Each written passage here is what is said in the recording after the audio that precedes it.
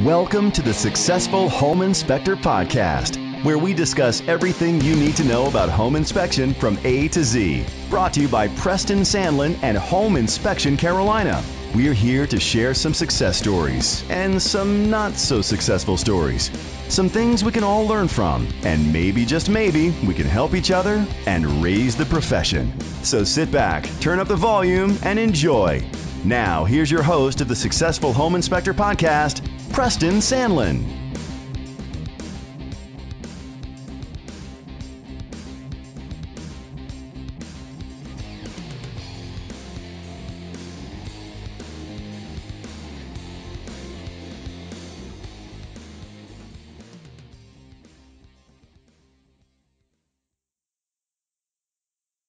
Hey, home inspectors out there, I'm here to bring you a strategy that will increase your business, and it's easy. Go to homeinspectionflyers.com, get you 5 flyers, put your logo, your information, your testimonials in there, send them off to the printing company.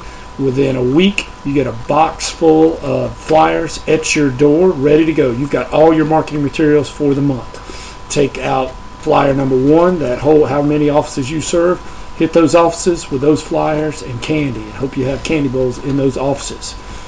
I'm telling you, you will increase your business. Pick out some flyers you can get into. Again, homeinspectionflyers.com. Here's the formula. homeinspectionflyers.com. Get the flyers, fix them up, send them off to get printed. They come to your door. You take them. You get candy. You go to the offices, and you will increase your business. Thanks for listening. Well, hi. I've got a special treat for our listeners today. I have a good buddy of mine, Sean Bacon from the Chicago area. How you doing this afternoon, Sean? Hey, how you doing, Preston? Good to talk to you today. Same here. And I really appreciate you being with us. Sean's got to pick up his son, and I got to pick up my daughter here in about an hour. So he squeezed us in, and I know this guy well, and I'm sure he's got a lot of gold nuggets for you. So Sean, tell us a little bit more about you, because we'd like to get to know you personally. Okay, well, I'm a married father of 6 children, ranging from 24 years old down to 4 years old. So I have pretty much the full gamut of child experience as far as young adults, teenagers. You got a basketball in there. And little tykes. And I'm here. I live in Homewood, Illinois, south suburbs of Chicago, and that's primarily where I do business in, and just enjoying life and enjoying owning an inspection company. Cool. Well, Sean, curious how you got into home inspecting, because not too many of us grew up wanting to be a home inspector, and I don't even think it existed when I was growing up. So tell us how you got into it, and what did you want to be when you were a kid?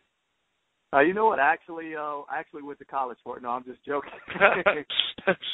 You know what? When I was younger, I actually wanted to be a airline pilot. I had studied it, and until I realized that it required a ton of math, which wasn't necessarily my strong point as far as calculus and statistics and things like that.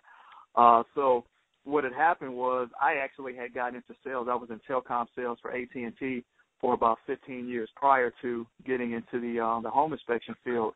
And roughly about 2002, 2003 here in the Chicagoland area, the real estate market just took off. A lot of areas that had been, that had been down for decades, suddenly you had investors coming in and they were just buying up property left and right.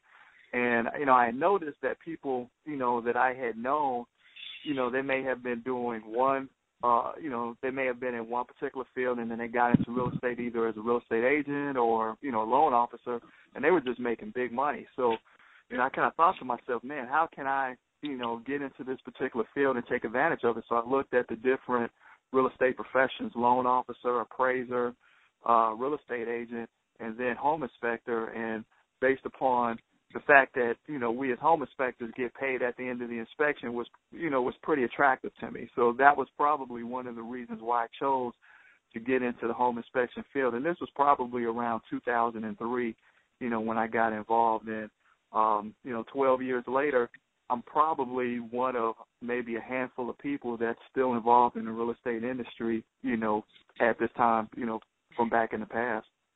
Right. Yeah, if you started in 2003, you saw a couple of good years, and then you saw a couple of bad years. Exactly. Hopefully we're on the back end of that.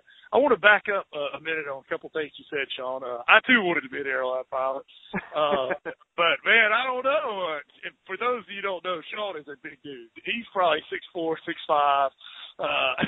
I'm not sure you can fit in the cockpit, man. Right. Yeah, I'm 6'3". I was thinking more commercial, not, definitely not Air Force. But, I know I wouldn't have been able to fit into an A-10 or, a Warthog or anything like that. I hear you. Not like Wally Conway. Yeah, Wally. I too found out about the math thing. Plus, they really back then wanted you to have 20/20 uncorrected. I was wearing the bifocals about second grade, so right. Yeah, I was in the glasses by high school as well, so yeah, that wouldn't have worked for me either. But you know what I found out though, after doing home inspections for several years, here in Charlotte, we were a hotbed of people who worked for. It used to be Piedmont Airlines, and then they merged with U.S. Air. And okay. Sean, I can't tell you how many times I've done inspections, and I'm always talking to people like, hey, what do you do for a living? Blah, blah, blah. And I can't tell you, it was kind of sad, especially when the downturn and when they merged and stuff. And I talked to several pilots, and they said they got laid off, and I was sitting there thinking, wow, maybe it's good, God steered me away from that because, you know what I mean? Owning your own business, at least you're in control of your destiny, not somebody else. You know what I mean? Right. No, I understand totally. I had a couple of friends that were in the airline industry back around 9/11, and, they both got laid off, and they were laid off for quite some time. Now it's funny. I was watching NBC Nightly News last night, and JetBlue is actually looking to hire new pilots that are fresh out of, that are not even in the industry. So they're looking to train, from beginning to end as far as flight school and everything. So from what they were saying, there seems to be a pilot shortage now, and maybe that has a direct result because so many people left the industry over the past 10 years or so. Yeah. Huh. Well, cool. Maybe one of my kids. They're a lot better at math than me. So there you go. There you go. Well, Sean, let's go back. All right. So you've been in the industry since about 2003. So that's about 12 years. Tell us about some of the changes you've seen in that time. I would say, what is interesting because I've heard your podcast. I've listened to every episode. So I always try to think, could I say something different than what hasn't already been said? But I would say probably the biggest change is just the level of technology that's been embraced by inspectors from then to now. Now, I would say, unlike a lot of the guys that you interview, I've always used a computerized report, so I never came in using carbon copies or anything like that. But just seeing, the level of drones being used, the level of infrared technology, the level of report writing and back office systems that technology provides is much bigger than when I initially came into this business back in 2003. Yeah, I'll tell you, if you were doing computer reports 2003, you were cutting edge at that time. Yeah. But now, go ahead. I don't know if you remember, was it Inspect It Now software? I think it's called Inspect It software. That's what I was using initially. Oh, really? Yeah, I remember the name. We moved this summer. I found some of my old computers. I'm probably on my 12th computer now, but I found one of my first ones. With Windows 95 on it. Man, and I had the floppy, the 3.5-inch floppies that had all the pictures on. You could only put about 30, 35 pictures on there. Exactly. It seemed like another lifetime ago now. Yeah, well, not quite the Stone Age, but probably Middle Ages of home inspections. Yeah, the Paleolithic home inspection period, or Mesolithic, or whatever. Well, Sean, and for all the listeners out there, I know I interview a lot of multi-inspector and single inspector. There is nothing wrong with being single inspector, multi-inspector. And there's advantages and disadvantages to every one. And I don't, I'm a multi-inspector, Sean's multi-inspector, but there's days, I think I should go back to being a single inspector. But, Sean, I know you're multi-inspector, so This is a two-part question. How many inspectors do you have? And take us back there. What was it like hiring that first one? Right. I have 3 inspectors, and I actually went through the multi-inspector phase twice. Like we were talking about before, when business was really good, 2004, 2005, all the way up until 2007, I had 3 guys with me at that particular point in time as well. But then when the market dropped, third quarter of 2007 into 2008, I was the only one left. And I hate it for that type of situation to happen, because I really have some good guys, but I mean, the state of the market just dictated we just didn't have the amount of business. But I was, it wasn't something when I initially got into the home inspection field. I really wanted to be a one-man shop. Like I said, right. I had been in corporate America, for 15 and 16 years. Prior to that, I was highly motivated, self-motivated for myself, but I didn't want to be responsible for anyone else. I didn't want to have to support anyone else. I didn't want to have to try to motivate anyone else. But what had happened was, and I would assume it probably happened to you as well, is that, once you start to develop a good name for yourself and people like the type of work that you do, people see that you care about the process, you start to get more and more inspections. And what I noticed was that I was losing, sometimes 6 or 7 inspections a week because, it was just me, and I was booked full. I was doing, at that time, 17, 18, 20 inspections a week. And that's how I was able to pick up my first guy, and it just kind of happened, that way. So so now we're talking about post-2008, I was holding on for dear life, in 2008, Sure. I'm pretty sure if you went through a market downturn, you have those discussions with your wife, and they're kind of looking at you like, you sure this home inspection thing is going to work? You quit your day job for this? But it was kind of the same thing that happened once a lot of people left the field. For those of us that were still left, the business started to build up slowly but surely. And then the same scenario happened. I wasn't necessarily doing, 18, 19 inspections a week, but I was doing enough that I was still losing inspections, on a weekly basis. And then that's how I picked up my first guy and kind of the second guy, and it just kind of went that way. So it wasn't, that I designed it to be that way, but the business kind of necessitated me to get more guys, would just be frustrated losing, 6 or 7, 10 inspections a week. Yeah, absolutely. And Sean, the same thing like happened to me. I was losing inspections. And the other thing was after, a couple of years of, 2-3 inspections every day, staying up late writing reports, and I just couldn't go on vacation. Because, if you went on vacation or something, you'd be paranoid that, the realtors that were calling you wouldn't, they would call somebody else and you would lose them, And exactly. At some point I said, this thing's controlling me. I'm not controlling it, so I had to figure out something. And to your point where you were talking about the end of 2007 to 8, we went, 2005, 6, we were like looking at houses thinking, man, we're going to get a bigger house. Then we were looking, then the first hit on that downturn came, and we were like, well, you know what, we might stay where we are. And then by the end of 2008, we're like, you think your parents got room for us over at their place? Because, man, that was rough times, but hopefully we'll see that for a while. Hey Preston, check this out. When I got married to my wife in 2006,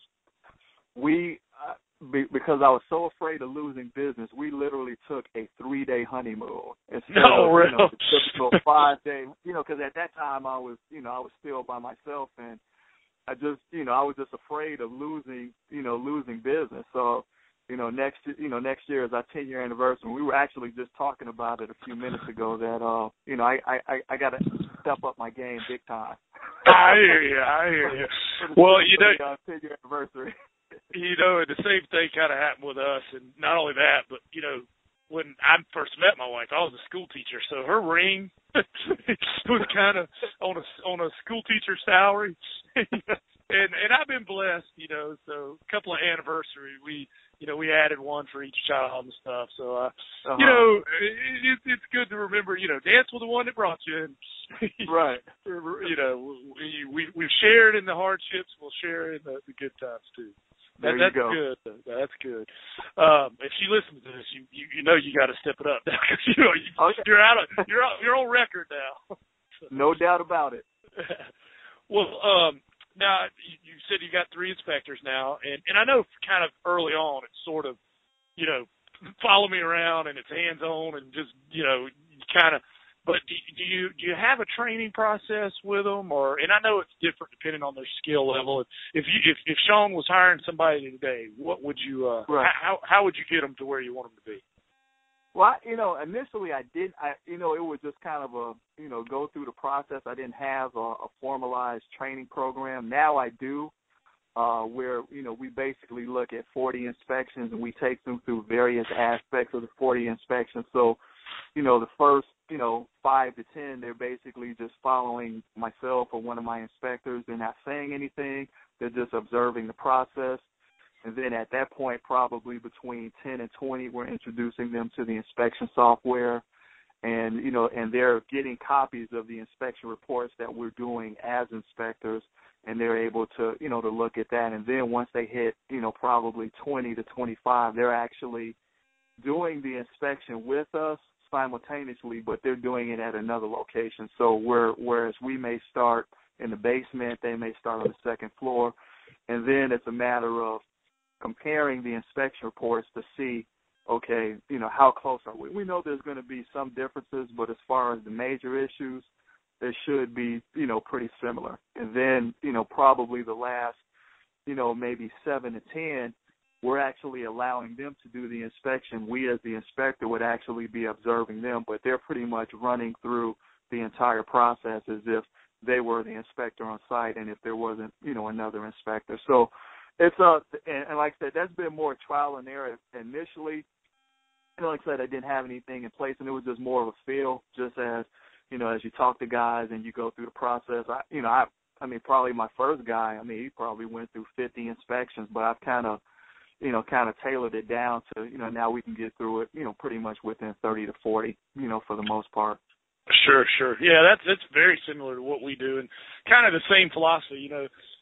First couple, they're the fly on the wall, observing. We're doing the inspection, but by the end of the process, I want to be the fly on the wall and just, maybe have a couple of, minor critiques there at the end. But I tell you, every guy's different. Some go right through, and you know what? It's like some of them, like great inspector, not so good on the software. Right. Great on the software, not so good with communication skills. Right. So it's kind of like we're trying to. I wish somebody out there listening, who Dominic, whoever, you're good with software. They are to come up with an inspector aptitude test that figures out, exactly where you can pinpoint, because of all the things. You got to have personality, you got to have inspector knowledge, you got to have computer skills. All right, where are you strong and where do you know what I mean? That would be awesome. It's probably not $1 million idea, but it's a couple of $1,000 idea, I think, at least. Most definitely. Yeah.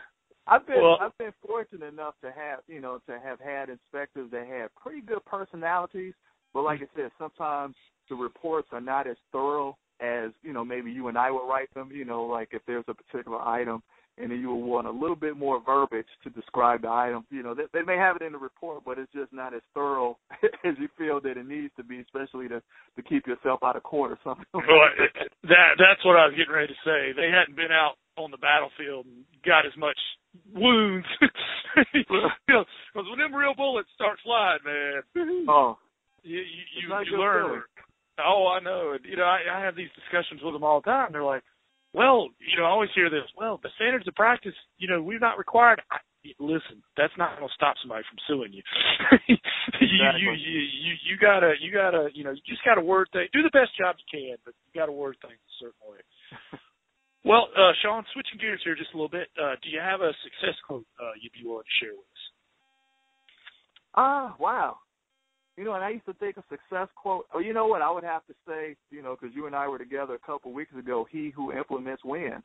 There you go. That's something that I've been writing a lot. And I'll go into that a little bit further, with one of the failure questions. Okay. All right. But I would say, that's a pretty important pretty important quote for me, because it's something that has rang true. When I do it, good things happen. When I don't do it, nothing happens.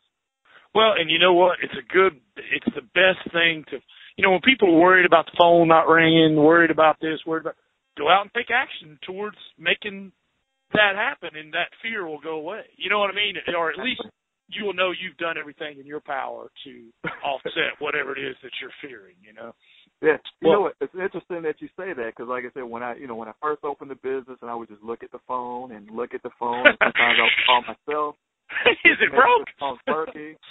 Right. Call me, without thinking, wow, I really haven't done anything to get the phone to ring.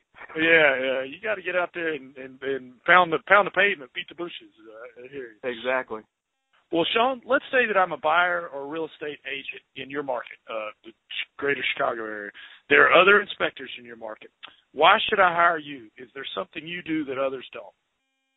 I am like the coolest freaking dude that you will ever. I hear you, man. And that's true. I'm just joking.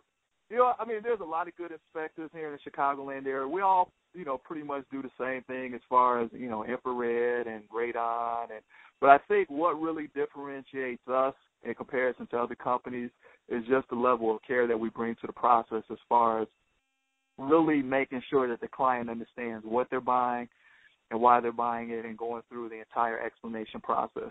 One of the things that, that I hear from agents in relation to our company in regards to other companies is that we just take our time. We're not in a hurry, and, we really conversate with the client. It's something that I really talk to my guys about is, you got to make that client feel real comfortable and with their purchase. And the only way they're going to feel comfortable is with knowledge. If you go through the process and, real quick, and they still have answers, and if we get callbacks from a client, that means that we didn't go through the explanation process thoroughly during the inspection. Right. So, we just take our time. I think, with the use of the ISN and utilizing America's Call Center, it really gives the client and the agent as well, a really nice, warm and fuzzy before they even deal with us, before they even meet us on site. Because they know that they're working with a professional company. They know they're working with a company that cares. And then when they go through the actual inspection process, and after, 2.5 or 3 hours, they feel real satisfied, with the process, not just the technical aspect of the inspection, but taking the technical aspect and explaining it to them in their terms. It works out for both of us. Right. No, and I like what you said about, taking your time. We used to say, I need to bring this back. I used to say, we inspect it like we would inspect it for a family member that you like. Right. There's some family members, not so much. Yeah. It's amazing when I talk to agents and they'll tell me, on a single family home, 2,500 or 2,600 square feet, that an inspector got through that home in an hour and a half. Wow. That's just incredible. To think that, man, how can you do a quality inspection? And number two, how can you really, adequately converse with the client, everything that they needed to know about the home? But, we hear those type of stories all the time. Yeah, that's a little quick, especially for that square footage. Well, Sean, I'm going to combine these two questions. Tell us something that people don't know about you. And I would say, what do you do in your spare time? But in this business, you don't have much spare time. If you had spare time, what would you do? Well, I'll say, wow. With all those kids, you might not have much spare time either. Well, I would say probably what people don't know about me, and I kind of shot it on Facebook yesterday, is I love Christmas movies. So now that Monday night, Charlie Brown Christmas came on, and last night Rudolph the Red-Nosed Reindeer. So I enjoy really sitting, because I have younger kids, and it's real cool to still be able to sit, on the couch and watch, these Christmas movies with them and things like that. That's real special. That's not something that I kind of highlight out there. Now, on the other hand, that's cool. and I know you and I are Facebook friends, is I'm a youth football coach, and I've been a football coach for the last 12 years. And it's something that I'm pretty passionate about. I put a lot of time into it, and I've been, pretty fortunate. Not this past season, but in 2014, we lost in the national championship game. Oh, wow. National champion. So it was pretty cool. We ended up being 14-1, that season. This season we ended up being 6-4. We didn't have quite as good of a team, but that's something that I'm pretty passionate about. Not so much from the football standpoint, but when I was young, I grew up in a situation where there were a lot of male role models, but sports is really what kind of kept me on the narrow, straight and narrow, as far as playing football, playing basketball, playing baseball.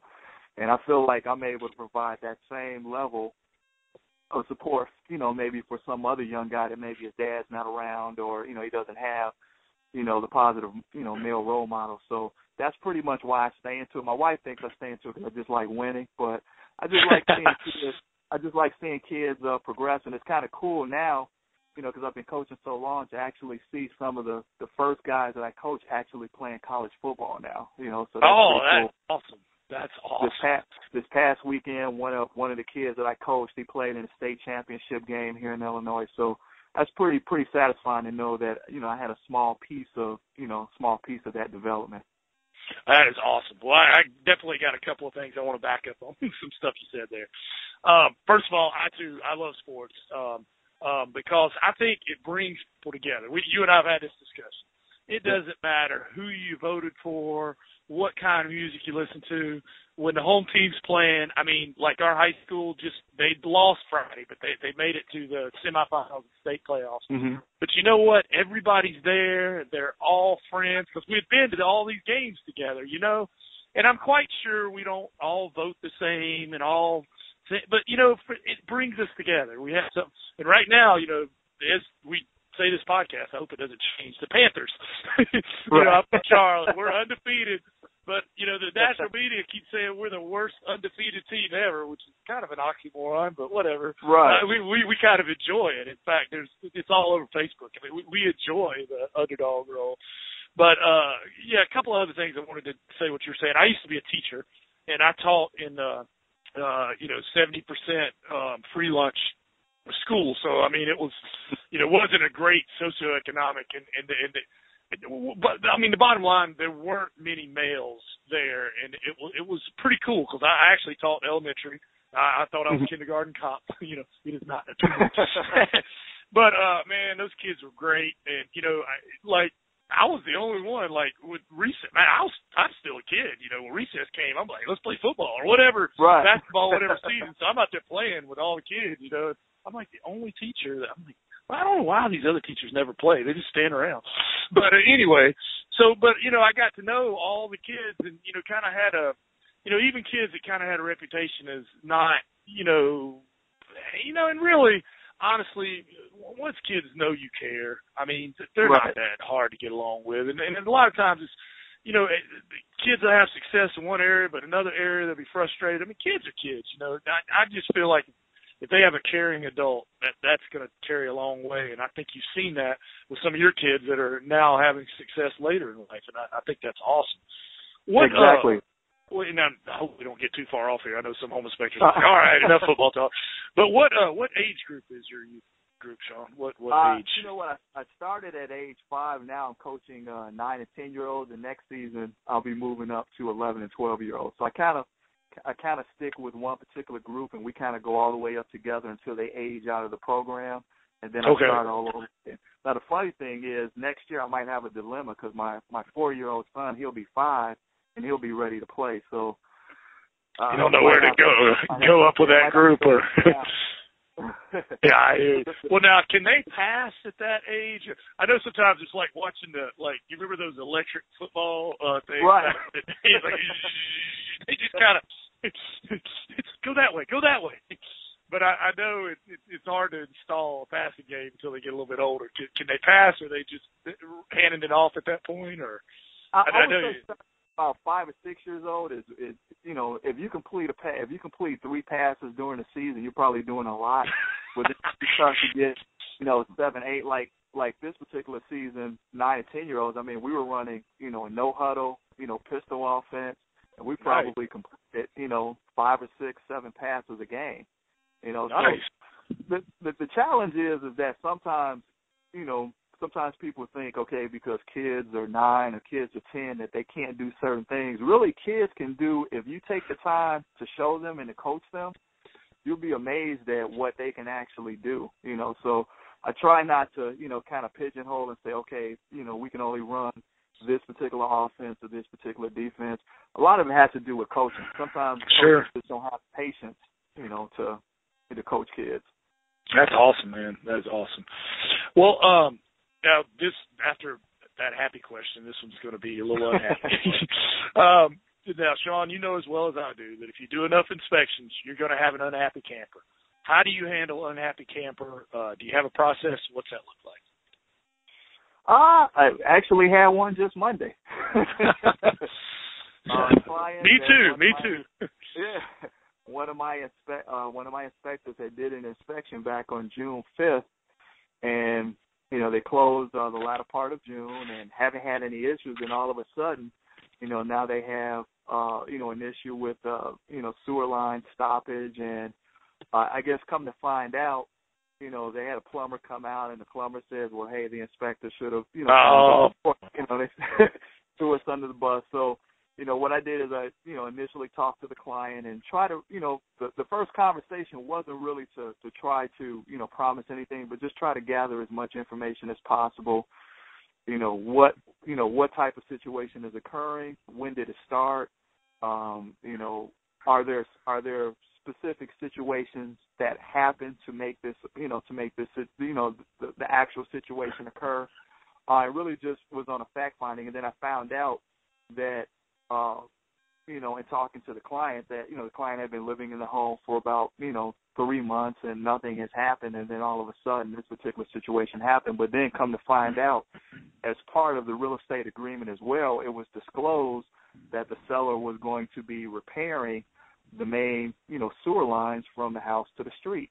And, it appears that probably wasn't done, So unfortunately, when you're running, water just during the normal, inspection process, sometimes those type of things don't, manifest itself until someone's actually living in the house. So, after discussing it with her, I think, the situation's taken care of, and, and she's, dealing with her attorney in terms of dealing with, as part of the original transaction, what the seller was supposed to do, which, there was no documentation that it actually had been done. But, we weren't aware of this when we were doing the inspection. Sure. Was it tree roots or?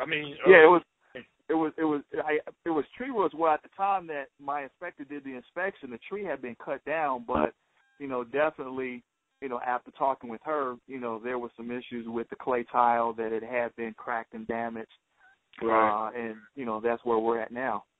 They probably put enough, Drano or something to get it going temporarily, and then eventually. But yeah, I was sitting there said that I was like, they bought it in June and they just called you Monday. Yeah, and you hate those type of situations. Because even though it's something that wasn't our fault, because obviously unless you're doing a sewer scope, you're not going to see what's underground. You still don't want to get those calls, because it's no consolation to the client, to refer back to the report or to refer back to the agreement to indicate that, hey, we're not responsible, but it's still a difficult conversation to have, and it still doesn't make you feel any better, for the client that, because it is unfortunately still something that has to be dealt with. Yeah, and sometimes I've had some calls like that, and they're not necessarily looking to blame you. They're just looking for some direction, which is totally reasonable. They didn't. Right. So, but I've also had one where, I was blamed, and it come to find out that actually the sewer was actually fine. We were there when they moved in. The moving truck ran over the front yard and crushed it. Oh, wow. And that's where the problem happened. So, lovely the stuff. good thing with that is that someone actually remembered that the truck was in the front yard. Can you imagine if no one had remembered that? Well, I think what happened, they called somebody out there, and the plumber told them, and believe it or not, they didn't actually. the one time that they didn't throw the home inspector under the bus, they said somebody's recently run over. They said his big tire track. It was kind of like, I have a truck in the front yard. And they were like, yeah, a moving truck. I'm like, oh, there you go. I think because it had like a piano, so they were trying to get that as close to the door as they could. Right. Well, Sean, we're at the halftime here, and we're going to get into some highs and lows. But first, let's take a pause for our sponsor. Hey, home inspectors out there, I'm going to tell you a creative, inexpensive way to increase your business massively. Go to homeinspectionflyers.com and get the flyers. You get 5 flyers a month. You customize them to yourself. They're turnkey, they're creative, and it's $29 a month for 5 flyers. That's less than $6 a flyer. And they are done by yours truly, Preston Sandlin, and I am a creative guy, especially when I don't take my medication. But I come up with some crazy stuff. It works for my business. I went from 1 inspector to 7 inspectors with this strategy alone. So again, for $29.95, you get 5 flyers. I do 1 per week. I send them off to get copied on the internet. I can get them for about 7 cents a piece, and I put them out in the boxes when I do my candy run. Works fantastic. homeinspectionflyers.com. Thanks. All right. Well, I am here with my good buddy Sean Bacon out of the Chicagoland area. Sean, we're going to get into some highs and lows here. Low first and end on a good note. Tell us about a time when you failed. Take us there, and what did you learn from it? You know what? I wouldn't say that I just out and out failed, but what I was saying, it kind of goes back to what we were talking about earlier with the success quote, he who implements wins. I took that more from an educational standpoint, and I didn't implement. So I understood the concept, and I was part of a coaching group, and I listened to the DVDs, and I read all the information, but I didn't implement. And the reason I say that it's kind of a failure is because I my own self probably slowed up, my own personal growth as a company, probably by about 2 years by not implementing what I was actually learning. So I look at, I could probably be, 2, maybe 3, 4 times as big as I am now just by having done that, but because of the fact that I didn't, I just slowed my progress. So I say that, just to say for anyone else who, is part of a coaching group or, you have, daily, weekly, and monthly tasks, to do those tasks, because at the end of the day, you're going to look back if you don't do them, then, the level of success or the level of growth that you want or you expect is just not going to be there. So I thought for me, just not doing what I knew I should have done. Oh, that's excellent. That's excellent. And, even if you're not a member of a coaching thing or something like that, I recommend that go to conferences, become friends with inspectors. And you know what happens, like we develop friendship. It's real easy for people to become friends with people who aren't in your market. And I'm friends with people in my market, but you know how you get stuff kind of close to the vest. And you know what I've figured out that happens is you're going to see them again next year. You're going to talk to them, and now with social media, and if you say you're going to do something and then you don't, it's kind of embarrassing, which is a good thing. It's a good thing. I need that kick in the butt. And I've been a member of different coaching things too. The same thing. It's like, I stood up there and said I was going to do this, this, and this. And, here I am getting ready to go to the next thing, and I haven't done it. I better go do it because I'm going to look like an idiot. Peer pressure is something. Yeah. I mean, whatever it takes, I need that kick in the butt. Well, on the other end of the spectrum, Sean, have you had maybe not an I made it moment, but I've come a long way moment, like that one, taking your wife on a real honeymoon now. Right. Or did I spoil it? I hope I didn't spoil it. She's got to listen to this and just call me just a straight idiot. I don't know. It's out there, man. You know what? To be honest with you, I would say my 5-year point of being in business and my 10-year point. It's always been quoted, and I heard it somewhere, that most small businesses fail within the first 5 years. So my entire goal was to stay, was to hang in there for that 5-year period. And once I hit that 5-year period, I felt pretty good. But then I also heard that the other half of small businesses generally fail before 10 years. So then it was, can I hold on for 10 years and the business has progressed and I just celebrated my 10-year anniversary in July of this year. So, it's good. It's definitely good. And I would say probably when you get to a point where you don't have to worry about the telephone ringing, when you initially start and, you're looking, you're calling yourself and then day in and day out the phone's going to ring, business is going to come in. That's a pretty good feeling to have. Absolutely.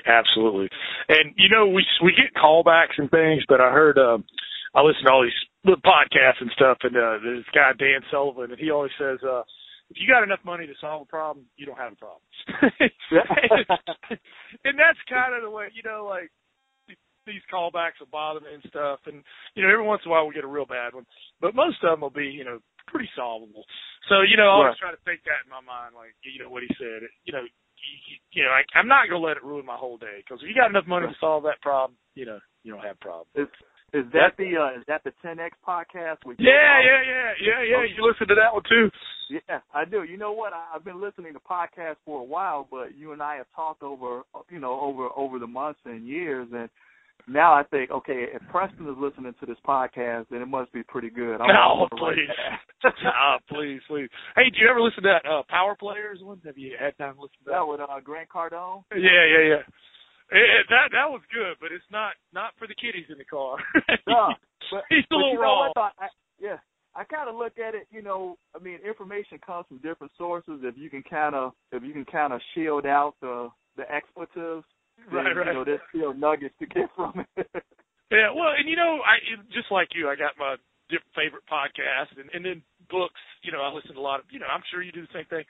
And it's just like, I like hearing a variety. You know what I mean? It's like I get a little bit from this guy, a little bit from that gal, and it's just a little bit, and then put a little bit of my own. But, it's better that, honestly, and I'll listen to sports radio on the day we win. But after that, after that Monday, it's the same old stuff. Right. I'm not getting anything out of this. Let me go back to my podcast. And I can't stand really to listen to talk radio because it's just so, depressing and all that. And I'm like, man, I listen to this stuff. I'm positive. I want to get you do some stuff for the business, we share that, I'm sure. Exactly. Well, speaking of that dovetails right into the next question. Do you have a favorite book that you could recommend to our listeners? And what is it about the book you really like? Wow. I have a ton of books, but what I just finished reading this morning was a book called The Slight Edge by Oh, yeah. Yeah. Go ahead, sorry. I had read it about 2 years ago. And it's interesting how you read, I think it's a good idea to read certain books over again because you get something different each time you read it, but there aren't a lot of new concepts in the book. If you've read Think and Grow Rich, if you've read, Darren Hardy books, The Compound Effect, or any other books, there's common similarities, common concepts. But really, what really impressed upon me was just small disciplines done daily makes all the difference. And sometimes I kind of forget that, that I want to do the really big thing that's going to, be whiz, bow, bang.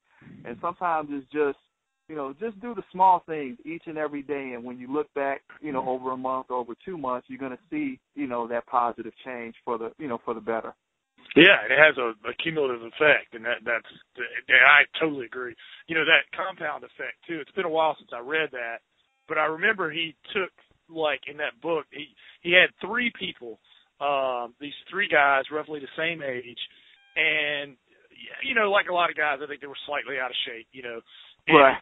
Talked about, I can't quite remember, but you may remember, it was like if they, one guy, just kind of totally let himself go, and the other guy was kind of moderate, and the other guy just did a little, like you said, a little, just tried to eat a little healthier each time, try to do a little bit of exercise, and how his life expectancy and his chance of heart attacks and all that went. Obviously you got genetics and stuff. You can't do anything about that. But, in our business and health, man, it's not just for us. It's for our kids and stuff, too. I mean, they need us, So, right. Yeah. So like me, when you got 6 kids, I got to be around for a while. I hear you, man. I hear you. Well, how do you think, we talked a little bit about the past, and you said you've been doing it since 2003. Do you have any, and I know you don't have a crystal ball, but if you could guess what and you talked about 5 or 10 years, and you're going to be in business for a long time, Sean. So tell us when when you celebrate your 15th and your 20th anniversary of being in business, how do you think, if you could guess, how the home inspection business would have changed at that point? I mean, I've heard it mentioned on a podcast before, but I think, we're really going to have more virtual inspections where you really can, virtually, in terms of utilizing the GoPro cameras and other technology, so that someone is actually looking at the inspection live as you're going through the inspection. I think technology, the use of infrared, is going to become even better. Even how we do the report. Now, either you're using a tablet or you're using a smartphone. Maybe, now with the Apple Watch, it might be something as simple as, just talk. And I know there are some voice simulation reports, but literally as you're just walking and talking through the inspection and everything just pre-populates onto an inspection report without you having to drag and drop anything. Yeah, no, I'm totally with you, and I'm waiting for it to come out with that Southern accent. That would be for the good old boys down south. Yeah. I need to try it out again. I had that Dragon actually speaking 9 or something, but I hear it's got a lot better. Some of the I think some of the Samsung the Galaxies or something, that a couple of my guys use them. They say they, but I always go to a coffee shop, Sean, to write my reports, and I'll be sitting there in that coffee shop. And I've got the voice thing on, and I'm sitting there, and I'm like, the left rear, blah, blah, blah, blah, blah, whatever, and people are looking at me, I'm going, I feel dumb, just speak it out, right. And you know how you have to kind of speak clear, and I'm like, you know what, I'm just going to type this thing. Right. I can do it. I can do it a little bit with my inspection report. I actually use Discover Horizon from Carson Dunlop, and it does allow me to actually speak information into the report, but the problem is if you don't enunciate clearly, and then you end up having to backspace and change things. So, I would say it's user friendly, but it's probably not inspector friendly as of yet. But I mean, it's definitely cool sometimes when you're in a crawl space, and instead of having to, tap on your smartphone, you can just talk into it, and crappy crawl space, kind of water down. POS. I know all home inspectors know what that is an acronym for. Well, exactly. My problem with it, like you said, enunciating, I guess when I think, I kind of get, it's like when you use that voice recognition, you've got to have your complete sentence of what you're going to say already in your mind, because the way I think is I get like halfway through and I'm kind of like, what would be the best, you can't do, you know what I mean? It's like, the right rear corner, you've got to have it already thought out what you're going to say. When I type, I'm like just going into the sentence, making it up as I go. Not making it up, but you know what I mean. Like, right. You can't do that when you're doing the speech stuff. You got to have it already ready. The Cliff Note version, so to speak. Exactly. Well, this is going to be a good question because you've already answered it once, so I know the answer already. But all home inspectors have the same answer. Have you been thrown under the bus by a contractor? What time is it? And do you have any idea how to, the plumber, the electrician, it's always your home inspector should have fill in the blank. Do you have any idea? I mean, I don't think we can ever stop it, but do you think we could contain it or control it? Do you have any thoughts on that? No, I mean, I've heard you talk about this before. I think if you have a group of contractors that you work with, obviously you can kind of control it in that, in that aspect. But I mean, I think it's virtually impossible. First and foremost, I would be willing to bet that probably 80% of contractors, doesn't matter which particular field, really doesn't know. They really don't know what a home inspector does, what our limitations are, what the scope of what we actually inspect and how we inspect. And I think a lot of them throwing us under the bus probably just has to do with just pure ignorance of what, home inspectors do. And I don't think it's meant to be, harsh or anything like that, but they just really don't know. We can't, take apart certain things in the same manner that they can. Now, the problem it presents for us is when you get that call from the client, instead of calling you first, which in most cases our inspection agreements indicate to call us first, they talk to that plumber or talk to that heating contractor, and now we have to go against the information that that plumber has given, because now their word is considered God, and and now we got to go against that. So it definitely makes it a challenge, but I don't think anything is going to change from it. I think it's just a matter of, number one, doing quality inspection, number two, writing what limitations either in your inspection agreement or limitations which are in the report itself on why you couldn't see anything, and then just explaining to the client, this is what a plumber does when they're trying to repair something or trying to identify a problem with something. This is what they can do to dismantle or, investigate further. As part of the inspection process, this is only what I can do during the 2.5 or 3 hours that we're together. And hopefully, you'll have a satisfied, or at least a client that understands. They may not necessarily be satisfied with the answer, but at least they will understand, there are distinct differences between what a contractor can do and what we do, as a home inspector. Sure, and I agree with everything you said. And then also add the fact that, I did find, 76 other items wrong with your house. Exactly. It's not like I did a drive-by here. And, that was behind, what you're looking at, you had to dismantle to find that. People, I don't know. I was like, what kills me is you got somebody complaining about something, and they got a new furnace and a new roof, because of your inspection. But yet they want that, $180 for that plumbing leak that was behind the wall. Or they're going to blow you up on Google, on media, social media. Exactly. And I would say, and this is something that I've had to revisit with my inspectors, is that sometimes, when you do so many inspections, you kind of, not necessarily that you kind of get in coast mode where you kind of forget to talk about certain things, especially limitations and things like that. So, I've kind of reintroduced that this is something that we need to do at the beginning of every inspection, that we need to discuss, limitations. Set the expectation. Setting expectations, as we go through the home. This particular area of the basement has a ton of storage that we can't remove. It's possible there may be something behind there. There may not be. I would definitely recommend when you do your final walkthrough, take a look at that particular area a little bit more thoroughly than you would if it was already clear for us to take a look at it. So, I think some of it falls on the home, falls on us as home inspectors as well. But at the end of the day, I don't think much is going to change. We're just going to get thrown under the bus. All right, I'm going to go drink after this. No, just kidding. It's one of those, it's one of those occupational, most inspectors love what they do, but that's one of the occupational challenges that we have to deal with.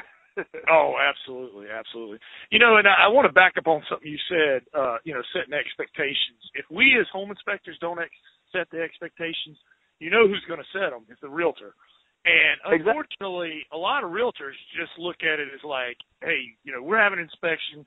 If, basically that's it. If, anything's wrong, they'll find it or they'll pay for it. That's basically a lot of their expectation. I'm not trying to be mean to the realtors, but that's from their perspective. That's, and we've got to educate to set, I've had to sit down with realtors and say, look, there's limitations to what we can do, You need to be aware of that, Because if you're good and they know you're good and they say, hey, you know what, Preston, hey, that's the best inspector in town. He's going to find everything wrong with this house. And you know what? Probably the major things you will, but is it possible that, you may omit a loose doorknob or something like that, or something, behind the wall. There was no way, or, they just painted over a leak stain and we weren't able to see it. And, as soon as they moved in, there's no way to know that. Well, there's two more questions that kind of go with this. Okay. We'll start winding down. Now, another thing that bothers me, besides contractors throwing us under the bus, is contractors that use fear. And I don't know if it's as bad in Chicago as it is here, but a lot of the mold remediation specialist. Freudian slip there. Right. And some heating and air guys that do the $69 lead generation for new system, tune-up, right. that come in after our home inspection. You know, somebody sees the ad for the $69 tune-up and think that that's great. And, of course, they come and they say, oh, your system's shot, and that home inspector should have told you. But we can, put you in a new $5,000 system. Right. Blah, blah, blah, blah. And, I don't really know what I'm asking on this either. Just, again, your thoughts on it. Is there anything we can do as a profession to, and not all contractors, I don't want to paint that picture. Most contractors that I know are ethical. Unfortunately, the ones I get the call back from are the unethical ones that are, using fear, and that bothers me. Do you have any thoughts on that? I would say I would probably see it more on the mold side, because you still have, quite a few, foreclosed homes that, either the sump pump wasn't working or somehow there was some level of seepage that came into the basement where mold resulted.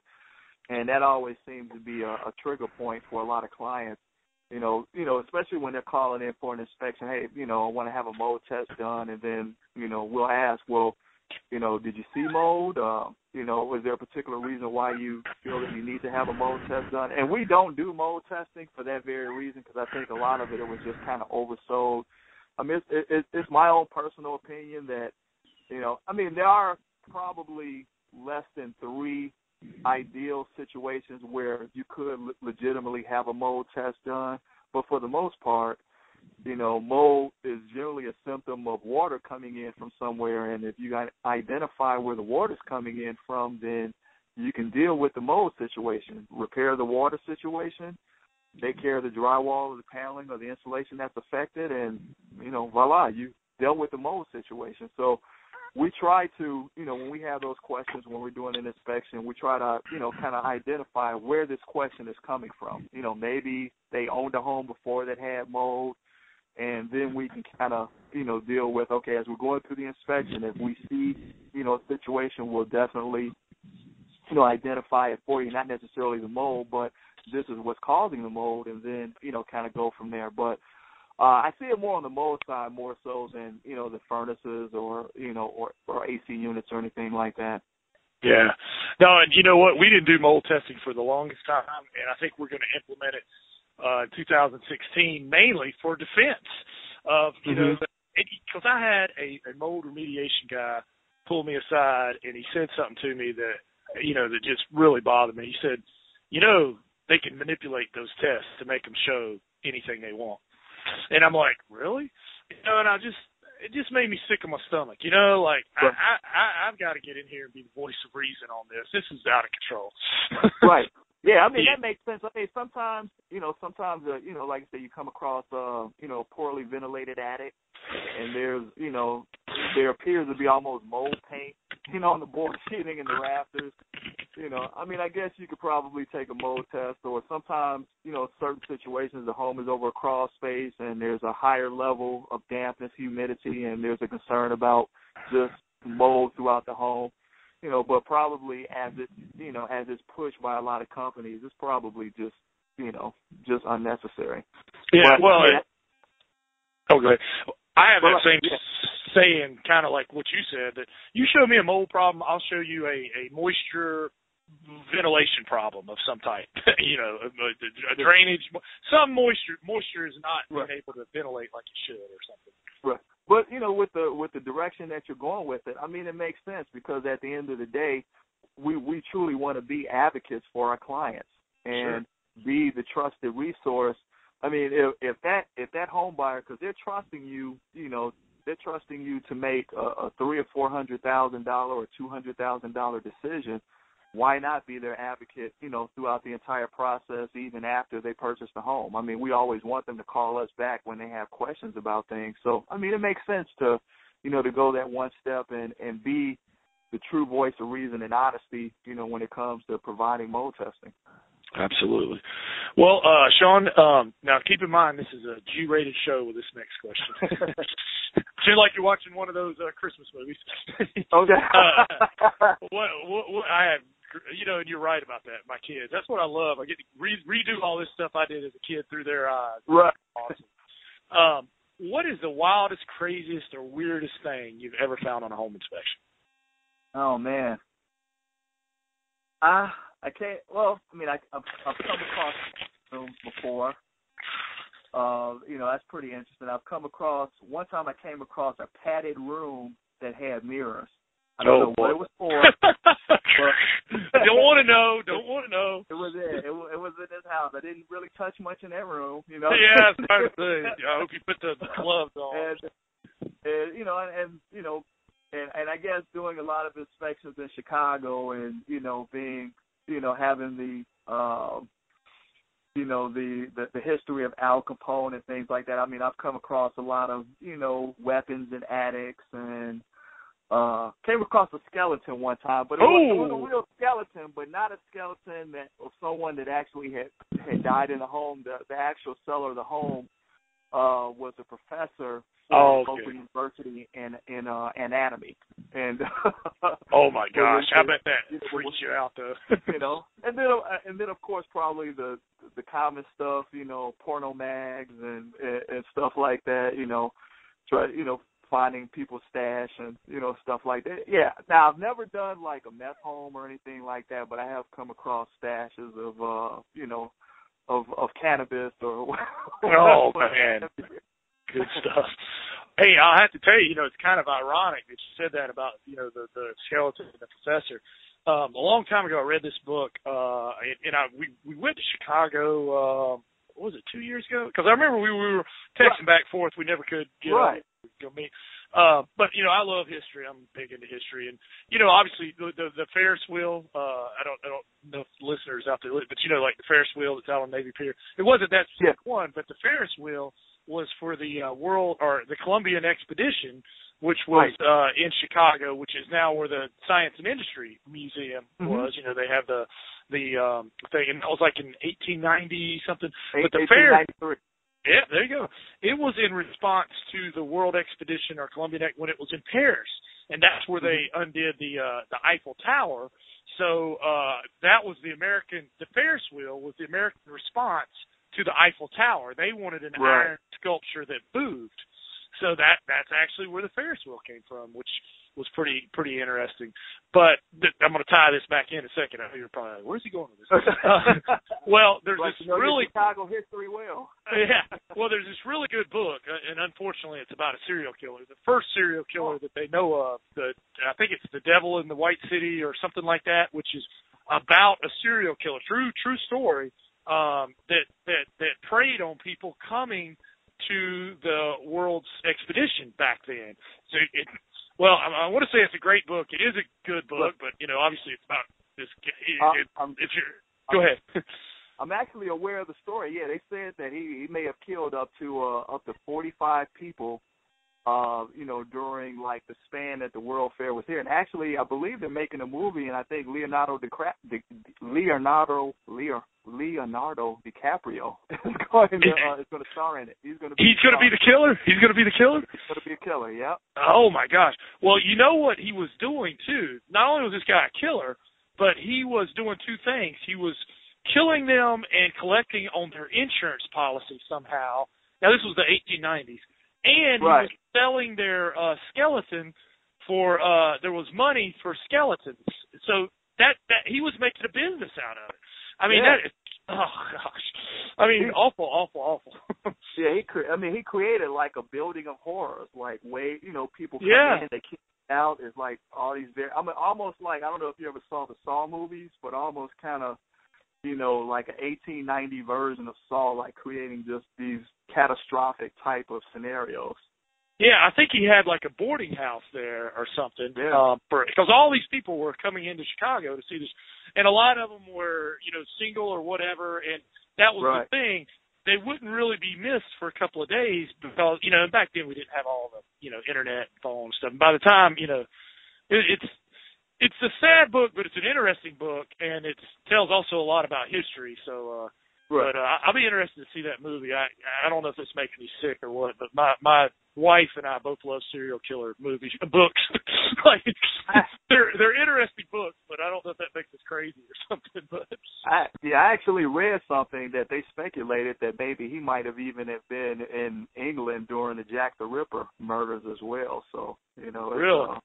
Oh, and the guy was a doctor too, by the way. I mean, right. he had gone to medical school, but back then I don't think you had to go as long as you do now. Right, it wasn't 8 years. No. Well, let me get back to this. Man, we're both talkers.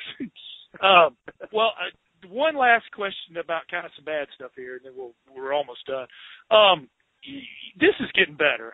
You probably heard me ask this question to other inspectors about the forums, and an inspector will put something up there, and a lot of people will be helpful, but then it just seems like some inspectors got to get on there and beat his chest.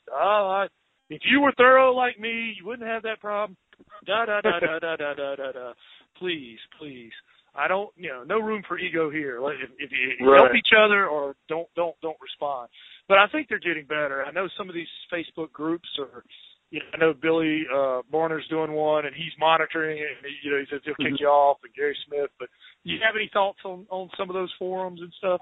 I mean, in my opinion, I think they're great. I mean, when I first got into this business, I didn't come from a construction background. So, I was on, and this was, obviously this was prior to Facebook, so the inspectionnews.com, the Inspection Journal, those type of websites, I was on every day, just learning, just kind of trolling and just, I never really commented, but, I learned a lot, Right. And now that, those versions are very similar, similar boards are on Facebook, now I still look at them, and I do agree, I think they've gotten a lot better as far as just being more informational and less opinionated as far as, various inspectors. But I'm kind of at the point where, I do look at them still pretty much every day, but I can kind of go through the BS. And usually, when there's a post, or a question about something, probably about the first 5 posts really deal with the answer of that particular question. Right. Once you start getting to, post 17, it's deviated pretty badly. So I can just kind of, I take what I need, from an educational standpoint, and I just kind of do away with the rest. So it doesn't necessarily bother me as far as when it kind of, gets unnecessarily just squirrely or anything like that. But I do notice that it's gotten better, and it's cool that guys are really maintaining that and policing it. Yeah, no, I don't think it's great too. And I've commented on some, but it's just like, it's like somebody says something and you're just like, squeezing your fist going, take the high road. Right, you want to go right back, but then it's like, pig in mud, it only gets you dirty and the pig likes it. But anyway. And we're rolling. I'm sorry. I know you got to go pick up your son. Sean, do you have any kind of like an app or internet resource you'd recommend to anyone that you found you'd be willing to share? Oh, I just started using an app the past couple of days called Success Wizard, and this is an app that you can put all your goals, all your morning routine, your evening routine. And it actually brings those particular items up during the course of the day, during the course of the week, and it gives you points for completion of, those particular items. So, because one of the things, I would write stuff down, and I had it written down, and then when you change from one notebook to another notebook, you got to do it all over again. So I was looking for something that would allow me to have everything on my phone, that when I wake up and I need to review my goals, and then it's all in one particular source. So when I came across this really seems to work out great. Awesome. Is there anything, Sean, that you're working on right now that has you excited or jacked up? I did my goals for 2016 yesterday, and I'm just excited. Like I said, you and I, we were at a conference a couple of weeks ago, and being able to spend time with you and your wife and a lot of other guys there. I'm really invigorated, and the vision, my vision is so much stronger now because I can see what you've done with your company and what Ryan Murphy has done with this company and other guys that, we had an opportunity to talk to. And, the future's bright. The future's bright. I'm so excited that, that I have the type of relationships with you guys that I have. and that, you so openly share that vision and share what you guys are doing, and then I can, take and, mold it my way and just increase my business. I'm excited. God, I hear you, brother. That sounds great. I kind of had the same thing. There was a guy in my market, Arnold, and he grew his business before I did. And, even though he was in my market, Arnold's always been pretty open and pretty willing to help and stuff. And, he kind of showed me a blueprint. I'm sort of like, well, if he can do it, I can do it. I'm not dumb. Right. So it's kind of seeing that blueprint, because this is a fairly new profession. And, it hasn't been around 100 years. So, it's nice to see somebody, and like, I think I can do what he did. I may put my own little spin on it, but right. I can do that. Well, Sean, is there anything that I didn't ask you that I should have? No, I would say the only thing that I can't duplicate is those pants, though, Preston. I can't do the pants. You should see the sweater I'm wearing right now. It's got Rudolph the Red. And I need to go change this before I go to my daughter's track meet, or she'll die. She'll be like, Daddy, please don't wear that. Oh yeah. I'm sorry. Go ahead, Preston. Oh no. Well, I like to stand out in business and embarrass my kids. That's my two favorite things. There you go. Well, is there anything you'd like to ask me, Sean? Oh no, you know what? I just wanted to tell you that, you're doing a tremendous service for the home inspection industry, and like I said, we've, technology has brought us a long distance, and just making this accessible to home inspectors, not only throughout the United States, but in Canada and probably in other countries as well. This has really done a tremendous amount for the industry, because number one, it raises our professionalism, but then also it kind of gives us a common group or a common core of principles that we can all abide by. So there's no reason why, I have to be jealous of you, or someone else has to be jealous of an inspector in St. Louis, Billy in St. Louis, or Brian in Texas. We're all striving for the same thing. We want to provide a great service, for our kids, and for our clients, and and make a decent buck doing it. That's the American way. Absolutely, and if we raise the profession, it benefits everybody, and it makes us more professional and everything. Well, Sean, I'm gonna let you go get your kids, but tell us. I know everybody got some gold nuggets from you. How can they go to your Facebook and get you some more likes? And is there a way they could get in touch with you if they want to know more? Okay. Yeah, my Facebook page is Excellence Inspection Services, and my website is www.excellenceinspectionservices.com, or you can just Google my name. All right, Sean Bacon, right? And it's Sean. Yep, B-A-C-O-N. It's just S-E-A-N, right? As opposed to S-A. It's S-E-A-N. Sean Bacon. Right. Yep. All right, Sean. 007. There you go. Well, you guys go out there and give this guy some likes, because he certainly is giving you guys some gold nuggets today. And I'm going to let you get to your family, Sean, and I'll catch you on the flip side. All right. Hey, Preston, it was great. It was good talking to you. Same here. Thank you so much. All right. Thank you. See ya. Thanks for checking out the Successful Home Inspector podcast. You can find show links at thesuccessfulhomeinspector.com. Check out the website for special offers, information, and other resources. Thanks again for listening to the Successful Home Inspector podcast. And remember to check back for new episodes. The Successful Home Inspector podcast is brought to you by Preston Sandlin and Home Inspection Carolina.